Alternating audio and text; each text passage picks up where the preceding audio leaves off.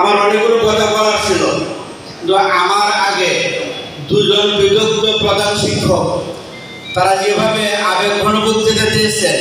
আমার বক্তৃতা শেষ হয়ে গেছে। একজন সম্মানিত প্রধান শিক্ষিকা গভর্নমেন্ট স্কুলের বক্তৃতা দিয়েছে,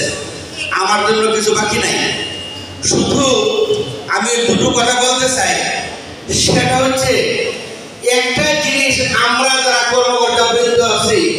দেশ পরিচালনায় আছি, দেশের নেতৃত্বে কর্তৃত্বে আছি, তারা উপলব্ধি করতে পারছি না যে সেটা হচ্ছে যেভাবে সারা বাংলাদেশের সরকারি প্রাথমিক বিদ্যালয়ের শিক্ষক নিয়োগ করা হয়, 100 জন প্রার্থীর মধ্যে 5-6 জন চাকরি বাগিয়ে নিতে সক্ষম হন, সেভাবে আজকে বেসরকারি শিক্ষা প্রতিষ্ঠানে যাদের গ্রাজুয়েশন আছে, মাস্টার্স আছে, কাম্য যোগ্যতা সবকিছু আছে, তাদের মধ্যে এনটিএস এর মাধ্যমে শুধু প্রথম পরীক্ষা এমসিকিউ দেওয়ার পরে শতকরা 81% ফেল, মাত্র 19% পাস। যাদের শতকরা 100% শিক্ষক হওয়ার যোগ্য, যাদের মধ্যে বাছাই হতে হতে শতকরা 19% মাত্র যোগ্যতা অর্জন করছেন লিখিত পরীক্ষা দেওয়ার জন্য, তারপর লিখিত পরীক্ষা,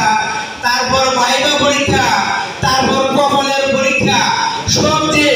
শতকরা 10% যারা শিক্ষকতার মহান পেশায় আসেন, তাদেরই যদি বলি এরা তো বেসরকারি শিক্ষক, তাহলে আমাদের বলার কিছু থাকে না। আজকে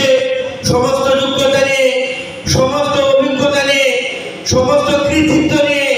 সমাজের চেয়ারগুলোকে যারা অলঙ্কৃত করছে, তাদের অবস্থাতে আমরা একবার ভাবি। আমরা বলছি, বারবার বলছি, হাজারবার বলছি, আমাদের বেসরকারি শিক্ষা প্রতিষ্ঠানের এখনো শতকরা 94